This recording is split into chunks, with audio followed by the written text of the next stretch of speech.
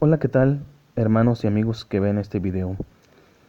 En esta ocasión voy a hablar de Colosenses 2:9, ya que este texto es muy utilizado por los evangélicos para probar dos cosas. Primera, con este texto pretenden probar que Jesús es el Dios quien debe ser adorado. Y la otra es que con este texto también pretenden probar que Jesús fue resucitado con el mismo cuerpo que tenía antes de morir, ya que en este texto viene una palabra griega que es somáticos y que traducido al español es corporalmente. Voy a dar dos posibles interpretaciones, ya que para los testigos de Jehová no tenemos problema con este texto, ya sea que se refiere al cuerpo de Cristo como tal. Sabemos que hay cuerpos espirituales y cuerpos terrenales, que vamos a ver enseguida los textos. Y si se refiere simbólicamente, tampoco representa un problema. Entonces vamos a analizar el texto en la Reina Valera de 1960, en la aplicación aquí con números Strong, para ver primeramente el texto de Colosenses 2:9 y vamos a ver lo referente al cuerpo de Cristo y vamos a leer también en su contexto Colosenses 2:9. Entonces vamos a ir a la aplicación, que aquí ya la tengo previamente abierta, y vamos a darle lectura. Dice de esta manera: porque en él habita corporalmente toda la plenitud de la deidad. Bueno, pongamos que habla aquí corporalmente del cuerpo de Cristo, tal como se debe entender o como lo entienden los evangélicos, que es el cuerpo de Cristo. Pero para eso, para entenderle más el contexto, la armonía de la Biblia, vamos a ver la primera carta a los Corintios 15:40. Primera carta a los Corintios 15:40. Y noten lo que dice: y hay cuerpos celestiales y cuerpos terrenales, pero una es la gloria de los celestiales y la otra la de los terrenales. Bueno, vemos que dice en el 15:40, y hay cuerpos celestiales y cuerpos terrenales. Entonces, si habla del cuerpo de Cristo, obviamente no habla de cuerpos terrenales, habla de cuerpo celestial, porque Él está en el cielo. Y vamos a ver ahorita por qué digo que es cuerpo celestial y no cuerpo terrenal. Vayamos al siguiente texto que vamos a analizar. Vamos a analizar el 43 y el 44, que dice de esta manera: se siembra en deshonra, resucitará en gloria; se siembra en debilidad, resucitará en poder. Y noten lo que dice el 44: se siembra cuerpo animal, resucitará cuerpo espiritual. Hay cuerpo animal y hay cuerpo espiritual. Vemos, nuevamente dice, se siembra cuerpo animal, es decir, cuerpo físico. Resucitará cuerpo espiritual, cuerpo que no se ve, que no es físico. Dice, hay cuerpo animal y hay cuerpo espiritual. Entonces vemos que hay cuerpo animal, hay cuerpo físico y cuerpo espiritual. Espiritual, cuerpo que no se ve.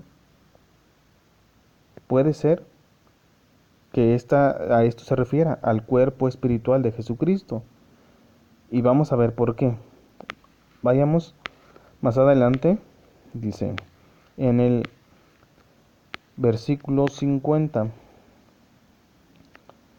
Veamos por qué dice: pero esto digo, hermanos, que la carne y la sangre no pueden heredar el reino de Dios, ni la corrupción hereda la incorrupción. Notemos esto, dice, que la carne y la sangre no pueden heredar el reino de Dios. No pueden entrar en el reino de Dios, la carne y la sangre. Pero como vemos que se siembra carne física, carne animal, y se resucita cuerpo espiritual. Entonces, el cuerpo que tiene nuestro Señor Jesucristo es un cuerpo espiritual que no se ve. Entonces, Alguien dirá, pues sí, pero hasta comió con los discípulos y les dijo, cuando se les apareció, les dijo, vean, tengo un espíritu, no tiene cuerpo. Claramente dijo que no era un espíritu, pero ¿por qué lo dijo? Un cuerpo espiritual puede materializarse y hasta comer. Y cuando está materializado, no es espíritu, es cuerpo carnal. Pero vuelve a ser espíritu. No se queda con cuerpo carnal para siempre. Al igual que los ángeles que materializaron su cuerpo y comieron con Abraham, no se quedaron para siempre así con su cuerpo carnal. Volvieron a su cuerpo espiritual y regresaron al cielo. Lo mismo con nuestro Señor Jesucristo. Lo que quería era que los discípulos pues tuvieran esa certeza de que Él había resucitado, y es por eso que se les apareció, como bien dice, se les apareció, y luego dice en otra parte que se les apareció a más de 500 hermanos. Notemos que dice se les apareció, porque un cuerpo espiritual puede hacer eso, aparecerse y desaparecer. Ahora, ya teniendo claro esto, que hay cuerpo terrenal, cuerpo animal y cuerpo espiritual, cuerpo que no se ve. Y como vimos en el 50, en 1 Corintios 15:50 dice que la carne y la sangre no pueden heredar el reino de Dios, ni la corrupción hereda la incorrupción.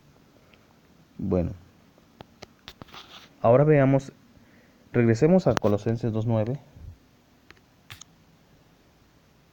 y veamos el contexto.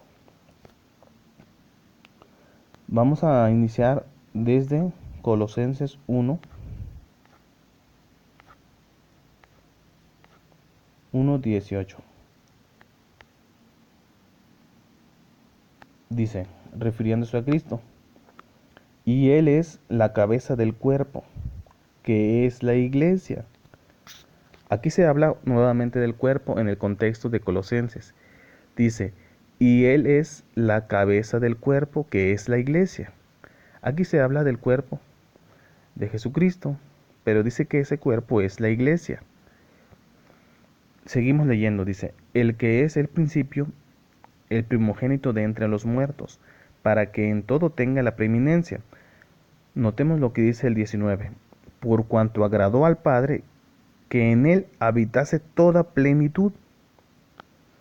Vamos a seguir viendo más adelante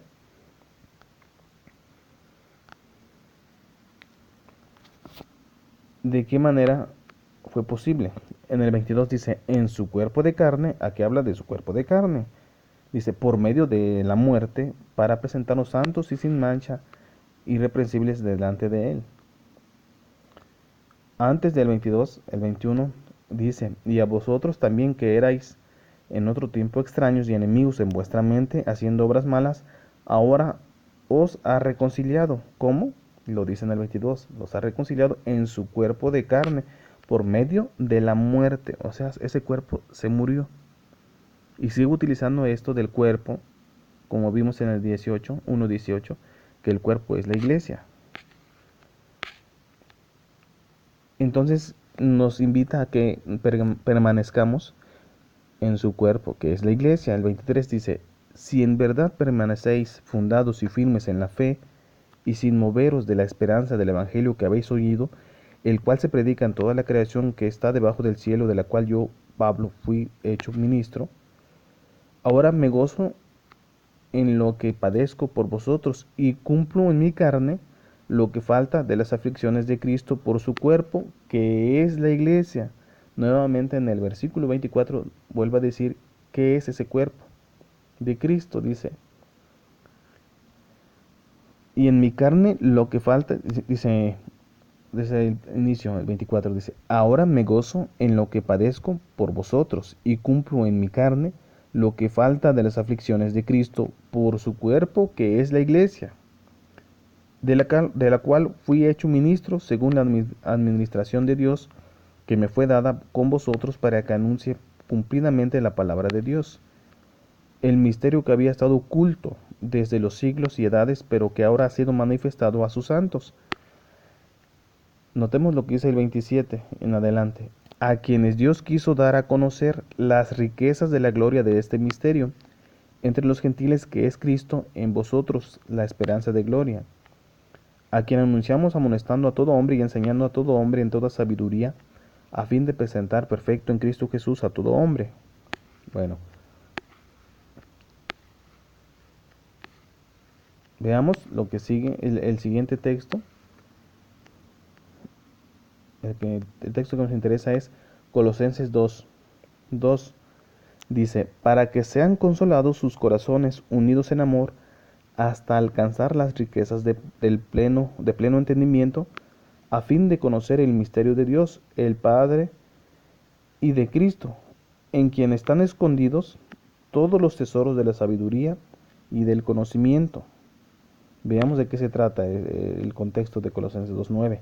El 4 dice, y esto lo digo para que nadie os engañe con palabras persuasivas, porque aunque estoy ausente en cuerpo, no obstante en espíritu estoy con vosotros, gozándome y mirando vuestro buen orden y la firmeza de vuestra fe en Cristo. Por tanto, de la manera que habéis recibido al Señor Jesucristo, andad en Él, arraigados y sobreedificados en Él, y confirmados en la fe, así como habéis sido enseñados, abundando en acciones de gracia. Y miremos el contexto inmediato de Colosenses 2:9, dice el 8. Mirad que nadie os engañe por medio de filosofías y huecas sutilezas según las tradiciones de los hombres, conforme a los rudimientos del mundo, y no según Cristo, porque en Él habita corporalmente toda la plenitud de la deidad. Entonces, lo que aquí el apóstol Pablo les estaba diciendo era que no se dejaran engañar, que no se dejaran llevar por las filosofías, sino que se mantuvieran así tal como habían aprendido. Dice que no se conformaran a los rudimentos del mundo, sino según Cristo. ¿Por qué? Dice el 9, porque en Él habita corporalmente toda la plenitud de la deidad. Es decir, ¿en dónde encontrarían toda la plenitud del conocimiento? ¿En dónde la encontrarían? ¿En el mundo? ¿En las tradiciones de los hombres? No, la encontrarían en el cuerpo de Cristo, que es la iglesia.